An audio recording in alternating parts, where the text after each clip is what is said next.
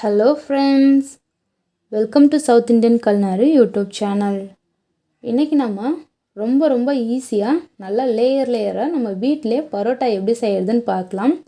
இது செய்கிறது ரொம்ப சிம்பிளுங்க. வாங்க எப்படி செய்கிறதுன்னு பார்க்கலாம். இன்றைக்கி நான் பரோட்டா செய்கிறதுக்கு 1.5 கப் அளவு மைதா மாவு எடுத்திருக்கேன். இப்போ இதோட 1 டீஸ்பூன் சுகர் சேர்த்துக்கலாம். உப்பு தேவையான அளவுக்கு சேர்த்துக்குங்க. கூடவே 1 டீஸ்பூன் ரவை சேர்த்துக்குங்க. 1 டேபிள் ஸ்பூன் அளவுக்கு எண்ணெய் சேர்த்து இதை தண்ணி விடாமல் ஃபஸ்ட்டு நல்லா பிசைஞ்சிக்கணும். சுகர் சேர்த்து செய்யும்போது நல்லா சாஃப்டாக வரும். ரவை சேர்க்கறதுனால மேலே பரோட்டா மேலே லேயராக வருதுல, அது நல்லா மொறுன்னு சூப்பராக இருக்கும், நல்லா சாஃப்டாக வரும். இதில் தண்ணி சேர்த்து கொஞ்சமாக நல்லா மிக்ஸ் பண்ணிக்கணும். நல்லா இது அழுத்தி பிசைஞ்சிக்கணும். இது பார்த்திங்கன்னா சப்பாத்தி மாவிட கொஞ்சம் லைட்டாக இலகுன மாதிரி இருக்கணும். அந்த அளவுக்கு இதை பிசைஞ்சிக்கணும். பாருங்கள், இந்த அளவுக்கு நல்லா சூப்பராக ரெடி ஆயிடுச்சு.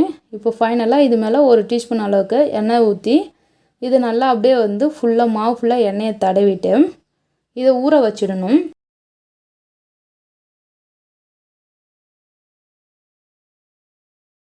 பாருங்கள், மாவு சுற்றியுமே எண்ணெய் தடவிக்குங்க. இந்த அளவுக்கு நல்லா சாஃப்டாக இருக்கணும், மாவு பிசைஞ்சிருக்கணும். ஈர துணியால் இதை கவர் பண்ணி ஒரு 1/2 hour to 1 hour நல்லா இதை மூடி வச்சுருங்க. பாருங்கள், 1 hour கழித்து எடுத்துருக்கேன். எவ்வளோ சாஃப்டாக மாவு நல்லா உப்பி வந்திருக்குன்னு. இந்த அளவுக்கு மாவு நல்லா சாஃப்டாக இருக்கணும். இப்போ இதை சின்ன உருண்டையாக எடுத்துக்கலாம். நீங்கள் எந்த பூரிக்கட்டில் உருட்டினாலும் சரி, இல்லை தரையில் செஞ்சாலுமே நல்லா எண்ணெய் தடவிக்குங்க. எண்ணெய் தடவிட்டு அது மேலே மாவு வச்சு செய்யும்போது ஒட்டாமல் வரும்.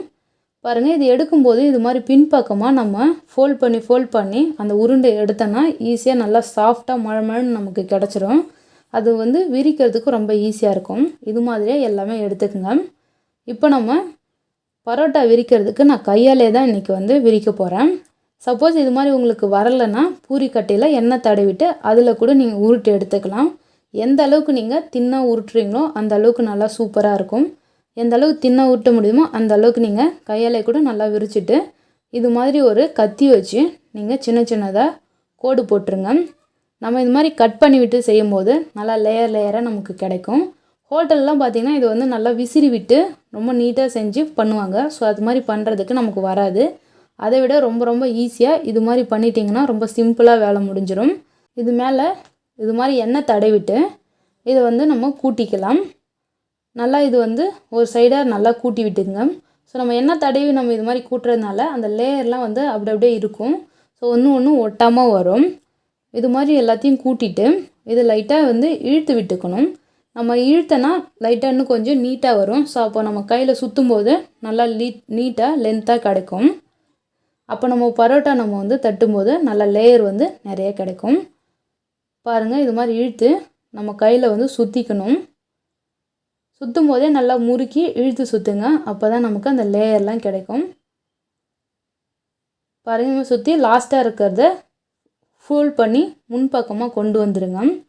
அவ்வளோதான். இது மாதிரியே எல்லாமே செஞ்சு எடுத்துக்கணும். பாருங்கள், நான் ஆல்ரெடி எல்லாமே செஞ்சு வச்சுட்டேன். இப்போ இதை பரோட்டா விரிக்கிறதுக்கு ஒரு உருண்டை எடுத்து அதை லைட்டாக கையால் அமுத்தி விட்டால் போதும். ரொம்ப அழுத்தம் கொடுத்து பண்ண தேவை. லைட்டாக ப்ரெஸ் பண்ணாலே சூப்பராக ரவுண்டாக வந்துடும். இது ரொம்ப அழுத்தி பூரிக்கட்டையெல்லாம் விட்டணும்னு அவசியம் கிடையாது. கையாலே விரித்து விட்டுனா வந்துடும். கொஞ்சம் திக்காகவே பண்ணிக்கோங்க. அப்போ தான் வெந்ததுன்னா நமக்கு லேயராக நிறைய பிரிஞ்சு வரும். இப்போ ஏதோ ஒரு தோசை தவாவில் போட்டுடலாம். லைட்டாக எண்ணெய் தடவிட்டு இதில் நம்ம வச்சிடலாம். பாருங்கள், நல்லா லேயராக இருக்குது. இப்போ பார்க்குறதுக்கே இது வெந்து வந்ததுன்னா ரொம்ப சூப்பராக வந்துடும். இது மேலே லைட்டாக எண்ணெய் தடவிட்டு 2 சைடும் நல்லா ஈவனாக குக் ஆகிற வரைக்கும் இதை மீடியம் ஃப்ளேமில் வச்சு வேக வைங்க. ஸோ நம்ம கட்டே செஞ்சுருக்கிறதுனால இது வேகிறதுக்கு கொஞ்சம் டைம் எடுக்கும். நல்லா 2 பக்கமும் வேக வச்சு எடுத்துடணும். பாருங்கள், நல்லா சூப்பராக வெந்து வந்திருக்கு. இது மாதிரி ஒரு 4-5 மொத்தமாக சுட்டு எடுத்துக்கங்க. சுட்டு எடுத்துட்டு இது மாதிரி நம்ம கையால் அடிக்கணும். சுட நம்ம இது மாதிரி கையால் நல்லா ப்ரெஸ் பண்ணும்போது அந்த லேயர்லாம் நமக்கு பிரிஞ்சு வரும். ரொம்ப சாஃப்டாக இருந்துச்சு. நான் சாப்பிடும்போது அந்த மேலே இருக்க லேயர்லாம் நல்லா கிறிஸ்பியாக இருந்தது. நல்லா மொறுன்னு சூப்பராக இருந்தது. இது மாதிரியே உங்கள் வீட்டில் செஞ்சு பாருங்கள். ரொம்பவே ஈஸியான முறையில் நம்ம பரோட்டா வீட்டில் ரெடி பண்ணிடலாம். இது செய்கிறது அவ்வளோ கஷ்டமே இல்லை. பாருங்கள், நல்லா லேயராக நமக்கு கிடச்சிருக்கு. ஹோட்டலில் வாங்குறத விடவே நம்ம சூப்பராக நம்ம வீட்டில் நம்ம ஹெல்த்தியாக ரெடி பண்ணியாச்சு. இந்த ரெசிபியை இது மாதிரியே உங்கள் வீட்டில் ரெடி பண்ணி பாருங்கள். இந்த வீடியோ பிடிச்சிருந்துன்னா லைக் பண்ணுங்கள், ஷேர் பண்ணுங்கள். மறக்காமல் சவுத் இண்டியன் கல்னரி யூடியூப் சேனலை சப்ஸ்கிரைப் பண்ணிவிடுங்க. தேங்க்யூ ஃபார் வாட்சிங்.